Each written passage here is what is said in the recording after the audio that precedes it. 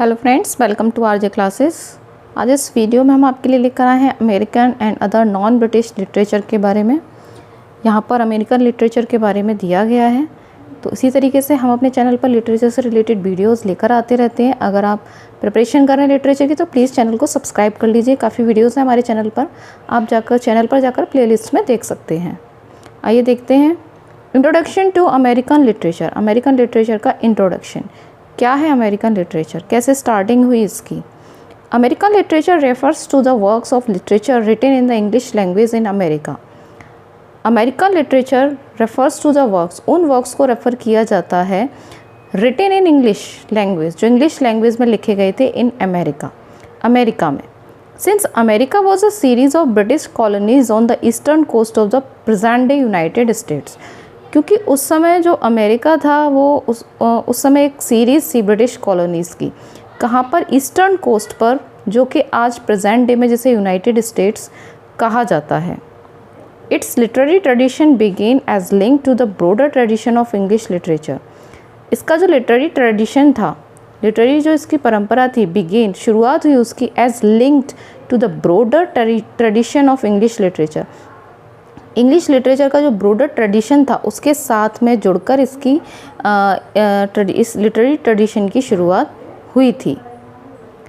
Early American literature was essentially colonial literature. जो early American literature थी वो colonial literature थी। इन फॉर्म ऑफ, किस फॉर्म में? Pamphlets and writings exalting the benefits of the colonies. Pamphlets के form में थी और राइटिंग्स के फॉर्म में थी, जो दिखाती थी benefits of the colonies. Colonies के बेनिफिट्स जो होते थे उनको दिखाते हुए जो राइटिंग्स लिखी जाती थी या पैम्पलेट्स लिखे जाते थे। तो उस समय जो अर्ली अमेरिकन लिटरेचर थी वो कॉलोनियल लिटरेचर थी। John Smith is considered to be the first American writer. John Smith को सबसे पहला अमेरिकन राइटर कहा जाता है। विद वर्क्स सच एज, और उनके कुछ वर्क्स हैं, as a true relation of Virginia and the general history of Virginia, New England and the summer isles. 17th century is seen as a revolutionary period of American literature। 17th century जो है वो American literature का एक revolutionary period था। विच saw politically motivated writings, जिसमें क्या देखा गया था इस पीरियड में? Politically motivated writings, politically motivate किया गया था राइटिंग्स को, either in support of the British rule, चाहे ब्रिटिश रूल के सपोर्ट में, इन support of American patriotism and independence, चाहे अमेरिकन पेट्रियोटिज्म और इंडिपेंडेंस के सपोर्ट में, और रिलेटिंग टू द कॉन्स्टिट्यूशन, चाहे वो कॉन्स्टिट्यूशन से रिलेटेड हो। Important works of this period were, इस पीरियड के जो इम्पॉर्टेंट वर्क्स थे वो थे बेंजामिन फ्रैंकलिन का poor Richard almanac and the autobiography of Benjamin Franklin. ये पॉपुलर वर्क्स थे इस पीरियड के। It was during the early 18th century that American literature began to divide itself from its British rule। It was during the early 18th century, जो early 18th century का period था, उस समय American literature अपने आप को divide करने लगी थी ब्रिटिश रूट से। यानी कि जो इसमें ब्रिटिश रूट्स थी, जो ब्रिटिश की जड़ें इसमें थी लिटरेचर में, उससे अपने आप को डिवाइड करने लगी। Washington Irving and James Fenimore Cooper were the first few writers who helped formulate a distinctly American literature with American identity and American themes। Washington Irving और जेम्स फैनीमोर कूपर ये पहले कुछ राइटर्स थे जिन्होंने help की formulate करने में, तैयार करने में अ डिस्टिंक्टली अमेरिकन लिटरेचर, एक डिस्टिंक्ट, एक अलग, जिसकी एक अलग पहचान थी, अमेरिकन लिटरेचर को तैयार करने में उन्होंने हेल्प की विद अमेरिकन आइडेंटिटी, एक अमेरिकन आइडेंटिटी के साथ में और अमेरिकन थीम्स के साथ में। Irving's popular works were, Irving के पॉपुलर वर्क्स थे the Salmagundi papers and the satire a history of New York.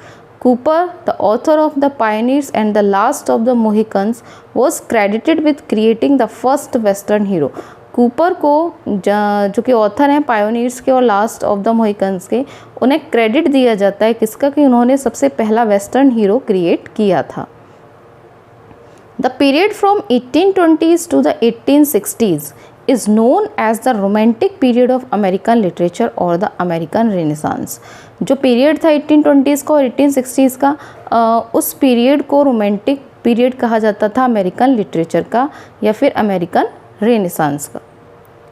Nathaniel Hawthorne, Herman Melville, Ralph Waldo Emerson, David Thoreau and Walt Whitman were the prominent writers of this period. इस period के ये prominent main writers थे, chief writers थे।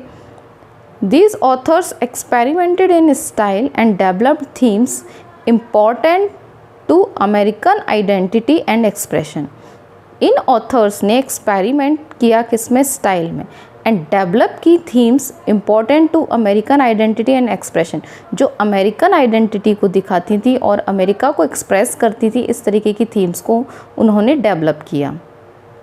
The post civil war periods और writings by Mark Twain and Henry James. जो post civil war period था उसमें जो राइटिंग्स देखी गई थी वो मार्क ट्वेन और हेनरी जेम्स की देखी गई थी। This period was consider realistic in its emphasis on truthful depictions. ये जो पीरियड है ये कंसिडर किया गया रियलिस्टिक, कि रियलिस्टिक पीरियड था किसमें, it's emphasis on truthful depictions. इसमें जो डिपिक्शन किया गया था, चित्रण किया गया था, वो ट्रूथफुल किया गया था, इसलिए इसको रियलिस्टिक माना गया था।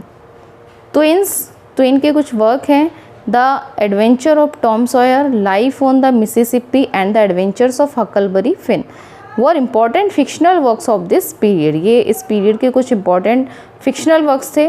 20th century American literature so an emphasis on naturalism. 20th century की जो अमेरिकन लिटरेचर थी उन्होंने उस लिटरेचर ने एम्फेसिस किया, जोर दिया किस पर, नेचुरलिज्म पर। Theodore Dreiser's Sister Carrie, Jack London's The Sea Wolf, Stephen Crane's Maggie, A Girl of the Streets exemplified this period. इस पीरियड को एक्सप्रेस करती हैं, दिखाती हैं, इस पीरियड के मेजर वर्क्स हैं ये। Modern period of American literature reflected the changing.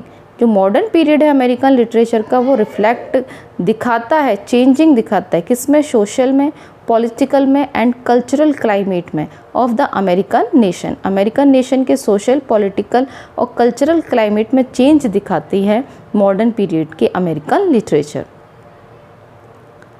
Robert Frost, Carl Sandburg, Wallace Stevens, John Dos Passos, F Scott Fitzgerald, William Faulkner and Ernest Hemingway all belong to this period. ये सभी इस period को belong करते हैं। Contemporary period of American literature includes, जो American literature का contemporary period है उसमें शामिल हैं works written after World War second, जो वर्क्स वर्ल्ड वॉर सेकेंड के बाद लिखे गए। Saul Bellow, Ralph Ellison, Alice Walker, Edward Albee, Arthur Miller, Tennessee Williams and all belong to this period. ये सभी इस पीरियड को बिलोंग करते हैं, कंटेम्प्रेरी पीरियड को बिलोंग करते हैं। तो ये थोड़ा सा मेजर पॉइंट्स हैं कुछ अमेरिकन लिटरेचर के बारे में, इसको पढ़ लीजिएगा अच्छे से। और इसी तरीके से हम अपने चैनल पर लिटरेचर से रिलेटेड वीडियोस लेकर आते रहते हैं। अगर आप प्रिपरेशन कर रहे हैं लिटरेचर की तो प्लीज़ चैनल को सब्सक्राइब कर लीजिए। Thank you and have a nice day.